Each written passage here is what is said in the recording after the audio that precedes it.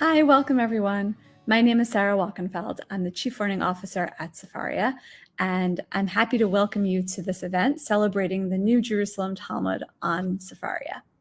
We're going to have a few speakers today. First, we'll hear from Lev Israel, Sefaria's Chief Data Officer, who will explain about what makes this new release so special and what are the features that you can expect to see on Sefaria that will help open up the Jerusalem Talmud. Then we'll hear from Michal Bar-Asher Siegal, a scholar of early rabbinic literature, who will tell us more about the history of the Yerushalmi, the reception of the text, and what to look for as we begin studying this new version of the Yerushalmi. So we'll begin by inviting Lev Israel, Sefaria's Chief Data Officer, to share a little bit about the process and the end product of the Yerushalmi on Sefaria. Welcome, Lev. I'm incredibly excited to be offering entirely reworked Talmud Yerushalmi. I've been at Sefaria for much of Sefaria's life, and we've done some pretty amazing things along the way. And I have to say that this is perhaps the one that I believe will have the biggest import in a lot of ways.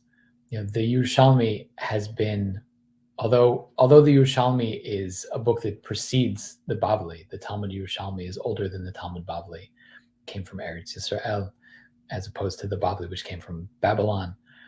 It has been studied historically far, far less than the Bavli. It's gotten a lot less attention, scholarly attention in every age period. So where the Bavli had Rashi that really made sense of it, no one was around to make sense of the Yerushalmi in the same way.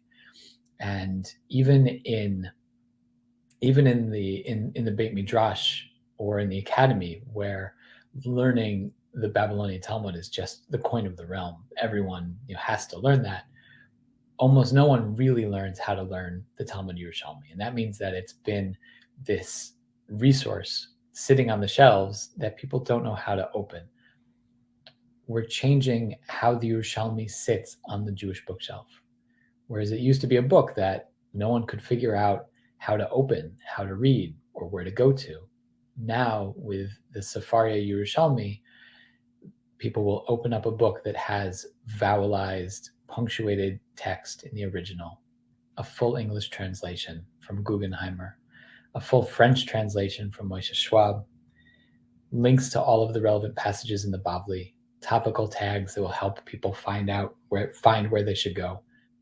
Sefaria has often had the opportunity to make things more accessible, to bring them into languages that people could understand, or to bring them onto their phones so that they could read them while they were commuting, or while they were away from their own library, away from any library. We've also been able to give people entry into the Beit Midrash who haven't had entry into the Beit Midrash.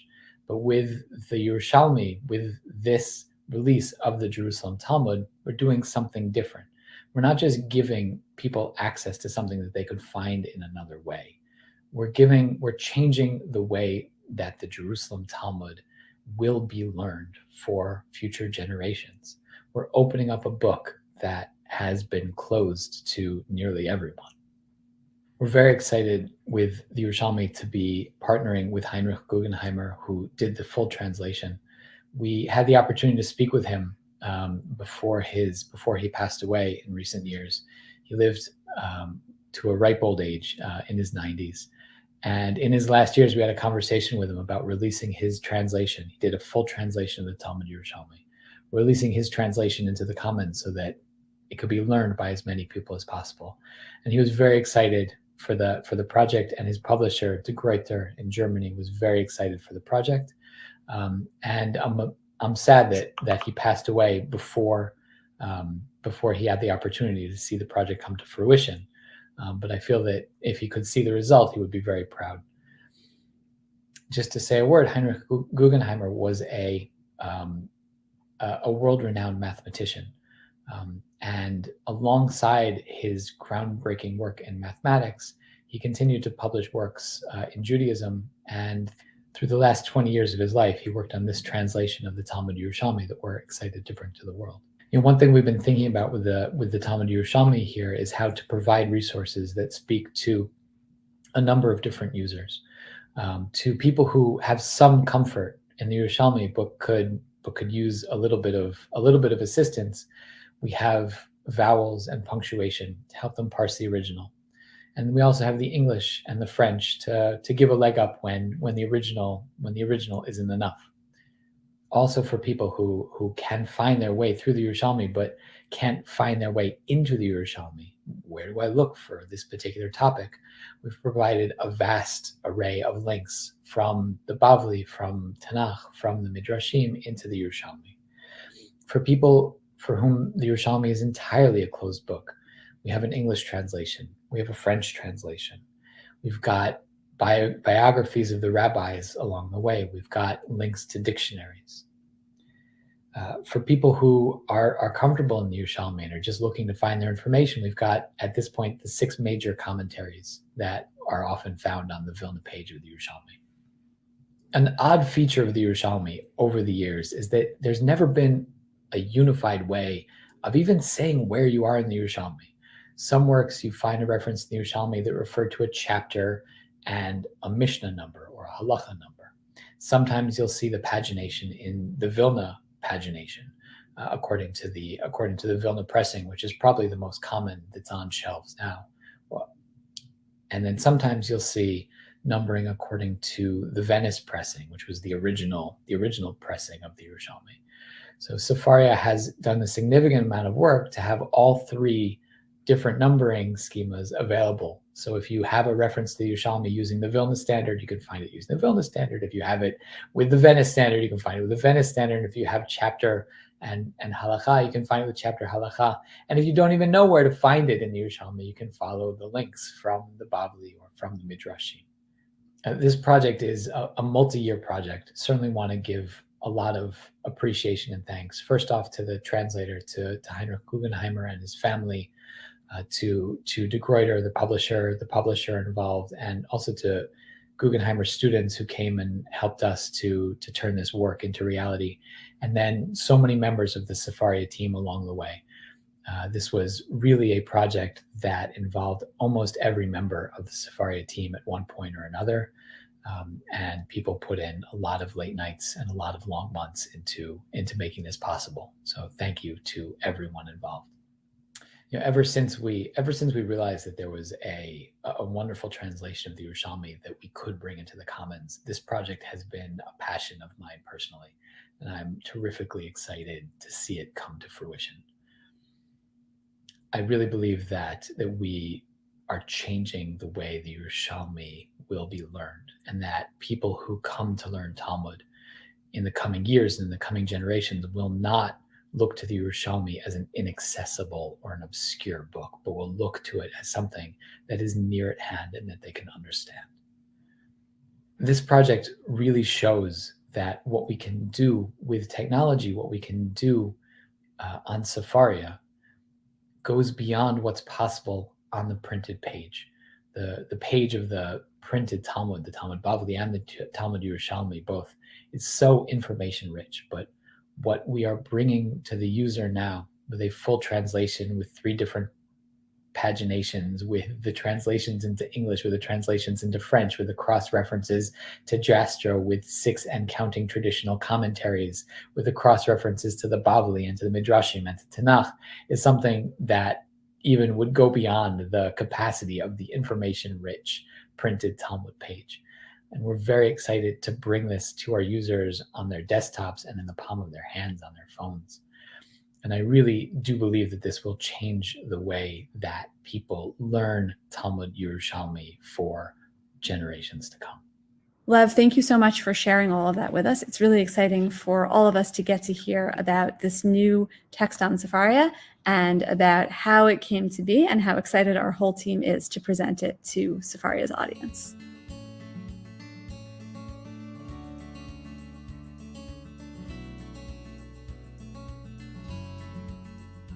I'm very excited to introduce Professor Michal Bar-Asher Siegal to share with us a little bit about the Yerushalmi and its history.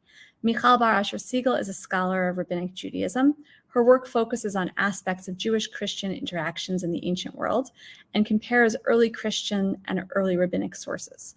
She's an associate professor at the Goldstein-Gorin Department of Jewish Thought at Ben-Gurion University of the Negev and was an elected member of the Israel Young Academy of Sciences. Her first book is Early Christian Monastic Literature and the Babylonian Talmud, published by Cambridge University Press. And her second book is Jewish Christian Dialogues on Scripture in Late Antiquity, Heretic Narratives of the Babylonian Talmud, published in 2019 and a finalist for the National Jewish Book Award.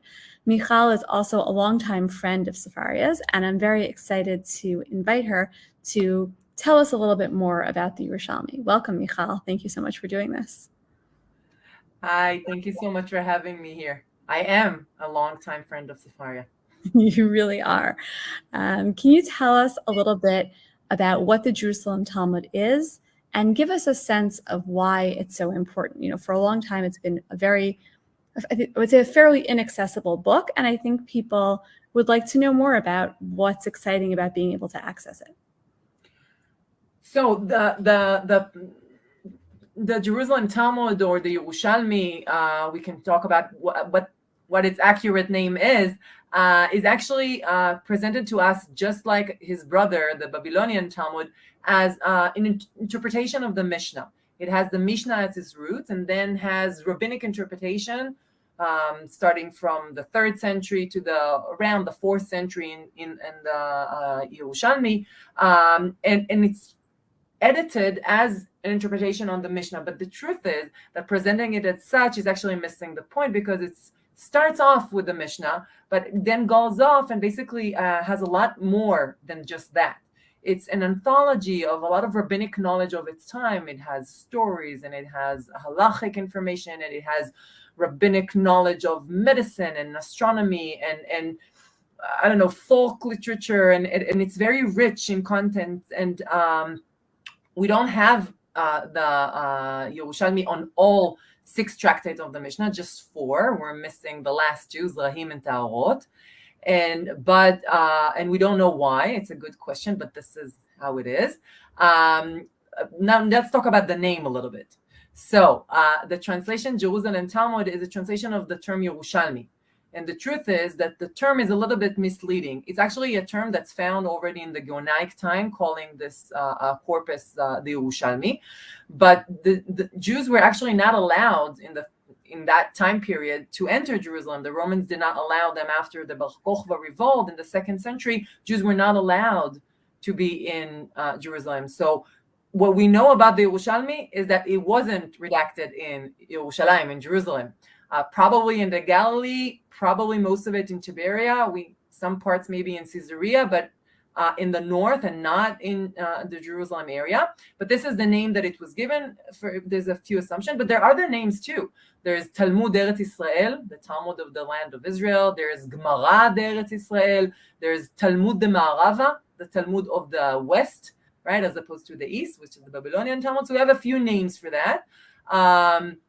So it's a really important book in the fact that it represents a redaction of rabbinic literature from Amoraic time, 3rd to 5th century, but obviously referring to earlier tradition as well, going back to the end of the 2nd Temple period and Tannaitic time and the Mishnah and the Braitot and everything. It's an important corpus of book, and geographically it's located in the land of Israel, so it gives us a lot of tradition from the land of Israel, but not just like his brother, the Babylonian Talmud. It has tradition from the west and the east, but they're different and they're not the same, and they're focused on different areas, and they present sometimes different halachic views and different sources.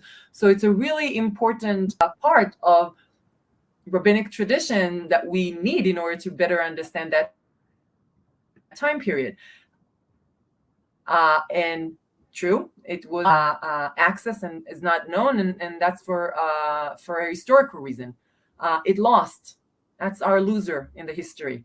So out of the 2 brothers, the big winner is the Babylonian Talmud, and the Jerusalem Talmud lost. And this is why we don't know it as much. And that leads to a lot of other phenomena.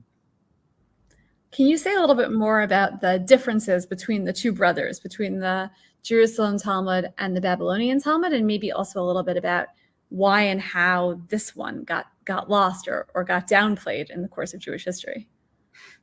Okay, so let's start with actually the similarities between the 2. So the 2 Talmuds start with the same time period. They start with the 3rd century, at the end of the redaction of the Mishnah. We have all of a sudden from one major center of rabbinic literature, which is the land of Israel. And now we have two, one in Babylonia in modern day Iran and Iraq, and one in the land of Israel. And we have the two Talmuds developing side by side for 150 years or so side by side, or 200 years. It depends on how you look at the the schedule of the redaction. But then we have to understand that these are not two separate worlds, right? They're two rabbinic traditions that are based on the Mishnah. They're very similar. A lot of the basic structures of the sugiyot, of the structure of the way the two Talmuds are redacted, are very similar. Now, the Babylonian Talmud is also redacted as an interpretation of the Mishnah, and we only have it on 4 tractates, not the same 4 though. In the Babylonian Talmud, we're missing Zra'im and Taorot, so we're missing this. We have one that's missing in both, and the other one that's each one has a different one. So also 4. But the main difference between the two is that while the Yerushalmi, the Jerusalem Talmud, stopped being redacted and stopped being edited, and etc., around the end of the 4th century or so, we don't really know exactly when, the Babylonian Talmud continues to develop and being redacted and being edited for at least 150 years more, if not more than that. So every time you compare an interpretation or a sugya from the Mishnah, from the Yerushalmi, and from the Babylonian Talmud, and you compare the two, almost always the Babylonian Talmud is going to be much longer, much more developed, much more nuanced, with many more details than in the Yerushalmi, because the Yerushalmi really chronologically stopped before. There's a second difference as well, is that the Babylonian Talmud, as we say, as the Yerushalmi, are anthologies of knowledge of their time, right, of rabbinic knowledge. So if the Babylonian Talmud continues to being redacted, it actually has much more knowledge of even later traditions. So my research deal with the connection between the Talmud and Christian tradition, and I find much more of that, surprisingly so, in the Babylonian Talmud, because it really continues to be redacted well into the time period where Christianity becomes a very, very important factor. So the Talmud really represents much more of later period, and it has a lot of information in it. But we have to understand that the players, right, the rabbis that are in both Talmuds, are actually the same. We have Babylonian rabbis appearing in the Yerushalmi, and we have Palestinian sages appeaing in the Babylonian Talmud. So these are the same players, and we actually have sages that go back and forth, called the Nechute, those who go up and down between the two centers. And the roads were very good. This is the Roman Empire, so it was kind of easy to go back and forth between the two centers. And we see the tradition go back and forth. So these two Talmuds are really linked to one another, and you see the connection. But what happens is that because the Babylonian Talmud continues to be redacted, is much more worked out, it's easier to understand. On the other hand, the Yerushalmi Talmud is much more in code. It's hard to sometimes understand what they're saying. It's short and it's undeveloped.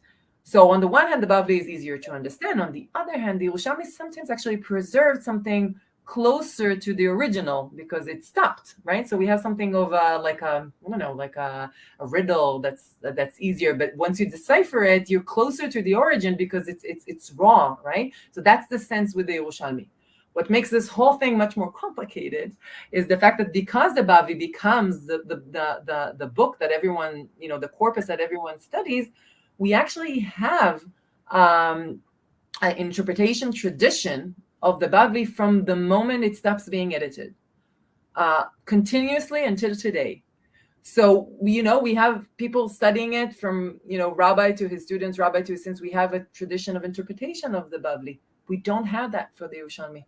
The Yerushalmi, actually, the first time we have a comprehensive, interpretation of the Yerushalmi is in the 16th century, and we have a gap of many, many years where people didn't study the Yerushalmi. So that enigmatic and code-like language is actually, standing on its own, and it's hard to understand because we don't have that tradition. So that makes the Bavli much more accessible. But again, I think makes the Yerushalmi much more alluring, right? Because it's kind of like a remnant of that rich rabbinic past that wasn't touched, wasn't corrected, wasn't censored, wasn't made changes to fit generation that passed. So that makes the Yerushalmi a very, very exciting book to have access to. Wow, I never thought about the big interpretation gap in terms of the Yerushalmi, and in terms of how long it took for there to be a commentary. Once you do delve into the Jerusalem Talmud, let's say, again, as opposed to the Babylonian Talmud, what are some of the, besides the terseness that you mentioned, but what are some of the trends or some of the interest areas that you notice in the Yerushalmi as opposed to in the Bavli? So first off, the Yerushalmi has a whole seder, a whole order of the Mishnah that the Bavli doesn't. And it focuses on zra'im, on agriculture. So a lot of the laws that we deal with agriculture, the Yerushalmi has a whole order redacted of traditions and rabbinic interpretation. Now, it's not completely true to say that the Babylonian Talmud doesn't deal with it, because we have independent passages and sugiyot that are spread out in the Bavli that do deal with the things that the Yerushalmi definitely deals with it. And that's an interesting question, why the Yerushalmi has it and the Bavli doesn't. One of the common assumption in research, and we don't know if it's true or not, is that it's because the Yerushalmi is in the land of Israel, and you need those laws, because if you want to work the land and pe'ah and I don't know, all kinds of laws that have to do with bikurim, all the kinds of law that deals with working the land in Israel, and you need the halachot that go along with that. That makes sense that the Talmud that's being redacted here will have those halachot, as opposed to the Babylonian Talmud that's redacted outside of the land of Israel. So that's one aspect. Another is some scholars try to present the Babylonian Talmud as being more, I don't know, I'll try to use the English correctly, but I think the Yerushalmi more down to earth.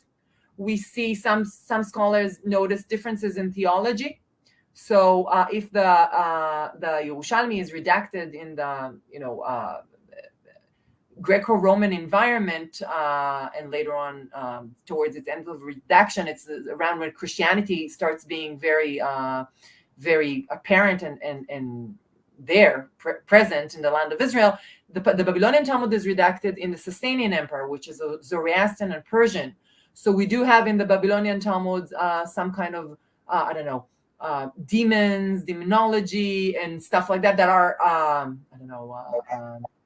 things that have to do with ideas of spirits and all kinds of stuff that scholars connect to the atmosphere of Zoroastrian religion, as opposed to the Yerushalmi that doesn't have them. So we can find aspects of that are different between the two Talmuds, depending on the context in which they were written. Thank you. At the beginning of this conversation, I mentioned that you've been a friend of Sefaria's for a long time. So you know that one of the strengths of the way that the site is constructed is that our texts are interconnected with one another. And you can really start with one text in the Sefaria library and move to another and another and another. And it was important to Sefaria's team to build that into the experience of the Yerushalmi as well. And so I'm really excited that now when you open the Yerushalmi on Sefaria, in addition to seeing the commentaries, the late commentaries that you mentioned, you'll also be able to see the ways that the Yerushalmi is interconnected with other texts, such as later legal texts, parallels in the Babylonian Talmud, which you alluded to, Midrash, other kinds of texts that draw on the Yerushalmi. And I'm wondering if you can give us a sense of what connections with the Yerushalmi you think might be most important or useful for study. That's a really good question, and I'll tell you why it's interesting. So we talked about the fact that the Babylonian Talmud wins, right? It's the big winner of the history, but we have to talk about the process that led to that, right? So there's a big debate, a fierce debate that's happening in the Geonaic period, after the two Talmuds are redacted, and we have Jewish communities all over, but we have two centers in the land of Israel and in Babylonia of Geonaic yeshivot that are centers that people ask them questions, etc., and they fight over which corpus of rabbinic literature is going to be the one that we study, the one that's going to determine, what our curriculum first, but then also how we act, what's our halachic world. And they really fight over which of the Talmud is going to win. And we actually have, from the Gniza, we have a writer called Pirko ben Bavo in the 9th century, who is really very adamant that no one should be using the Yerushalmi because it was redacted in historical circumstances that make it very dubious, and because it has a lot of problems when it was, a lot of historical problems in the land of Israel while it was redacted, so no one can trust it. So we really have fierce polemical language, and the Talmud wins. By the 11th century, the Talmuds win big time, right? But the Yerushalmi doesn't disappear, right? We still have one manuscript of the. It's true that we have more manuscript in Mizrak of the Babylonian Talmud than the Yerushalmi, but not a lot. So we do have a manuscript of the Yerushalmi, a whole one, Leiden. By the way, the Bavli also have only one manuscript for the entire Bavli, so it's not very different. The difference is of the other fragments that we have. So the Yerushalmi stays, it sticks around. Now the question is, what can we learn about the Yerushalmi from other sources? To learn about its prevalence, of who studied it, what texts they studied. So when Sefaria offers the ability, and this is why I'm a huge fan of Sefaria and always have been, is because it offers now a very, very helpful tool to see parallels between the Yerushalmi and other rabbinic sources. And that gives us a sense of the place of the Yerushalmi and the tradition within the Yerushalmi in relation to the entire rabbinic corpus. So when we, obviously, the connection to the Bavli and the Yerushalmi is crucial. Really, no one can study a sugya in the Bavli without asking what's the parallel in the Yerushalmi and what's the connection between the two, what's the differences. I have to say, when I deal with my Christian parallels to the Talmud, the first thing I look at is there a parallel sugya, a parallel passage in the Yerushalmi, and then say, what did the Bavli do different and how Christianity comes into play? That's, one of the major sources to compare.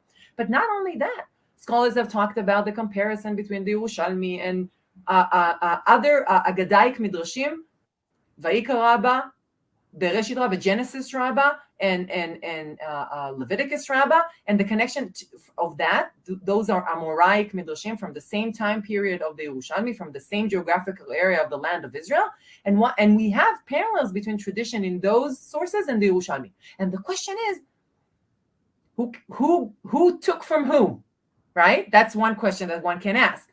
Or is it parallel? Is it the same time? Now, we don't know. We're just beginning to ask, but having as many connections as possible for each passage and checking each passage, we might be able to start answering this question much more easily and learning something, having the depth that a digital source that's easy to use, that has tools that no human mind or hand can really reach, that what makes Sefaria so accessible, and having all this. And I have to say, the most important thing, an English translation of this very, very difficult text, having that available to everyone. I have goosebumps when I think about it. Really, we're in an era of making rabbinic sources accessible to all in English and with those connections, but mostly the translation. Let's just think about it. If you have a difficult text in an original language, the number of people who can access this, the gender of those people, the context, what they learned, the house they came from, makes a big difference. Whether you have, as a woman who grew up, in an Orthodox house, those tools, such as a translation of text into English or Hebrew, or having parallel sources that help me understand the sources and having depth to them, is a game changer, right? It makes people who are, who don't have the information now have, open to all. And this is a huge revolution. We're living in an age that's really going to change, and is changing, literally changing, the access we have to rabbinic sources and the way we live, as academics, as people who are tied to those sources, as a culture. This is a huge thing.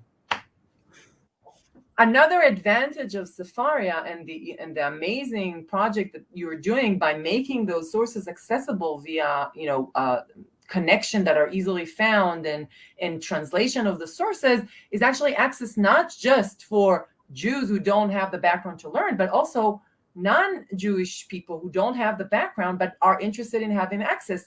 As far as I'm concerned, academics, Christian scholars who are very interested in rabbinic sources. I taught a class, I was a visiting professor at Yale in 2017, and I taught a class in Yale Divinity School, Introduction to Rabbinic Literature, and I taught divinity scholar students and faculty from the divinity about rabbinic literature, and I actually invited Sara to explain about Sefaria as a tool to students and faculty at Yale Divinity School. And this, opens up a whole slew of people who can now use the sources and have access to it. And this is really an amazing development and a game changer in scholarship that allows access to academics and scholars who don't come from the milieu of Jewish background to access the sources and use them.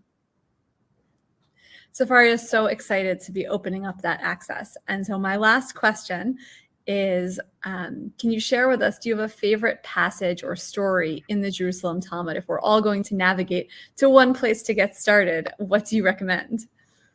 So there's a lot. It was really hard to choose, so I don't do favorites, but I'll tell you a story that I like. So in my book, I'm going to do a publicity for my book. I have a book that deals with connection between monastic literature of the Christians, monks, and the Babylonian Talmud. And I deal with the story of Rabbi Shimon Bar Yochai in his cave.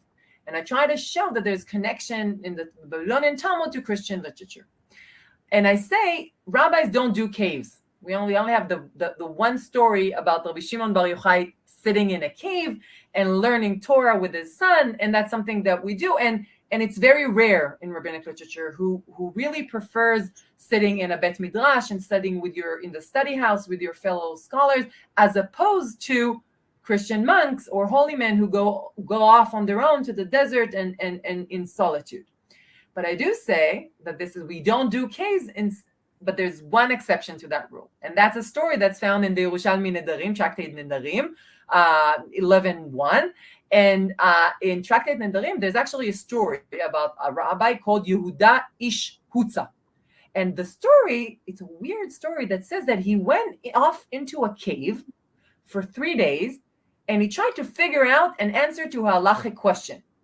Which one should you give tzedakah, charity, to first? People from your own city or people from outside your city? So he knows the answer should be that you should give charity to people from your own city first. But he doesn't know why, right? So he's looking for, a source to explain it. So he goes off to a cave for 3 days and he can't figure out an answer. So he comes back after 3 days and he asks his fellow rabbis, I couldn't figure out the answer. So they're debating, and then they find an answer to him. So they say, this is the verse from which you learned that rule.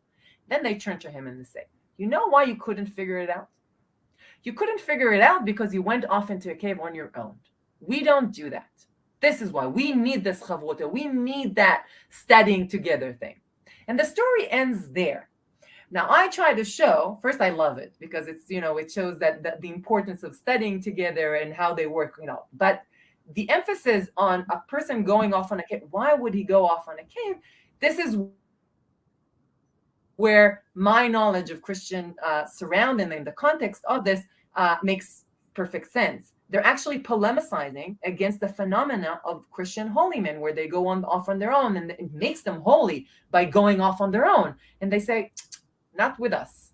We have a different model. We get our strength. We get our knowledge from studying together, as opposed to the Christian model. So it's a fierce polemic against Christian phenomena at the same time, and really emphasizes the importance of studying Torah together. And I think that makes it really unique in the way that it refers to contemporary Christian habits and polemicize against it without saying a single word about Christianity. And you have to know the background to understand what they're doing. But the bottom line stays the same. We do chavruta. We study together, and this is where the strength lies. Wow. I love that story. I think at Sefaria, as a team at Sefaria, we have certain texts that we go back to again and again to kind of articulate the work that we do. There are, of course, texts in the Babylonian Talmud about the importance of chavruta and learning and community, but I think you've just given Sefaria a new core text now that we have the Yerushalmi on our site, well structured, and we have it in English.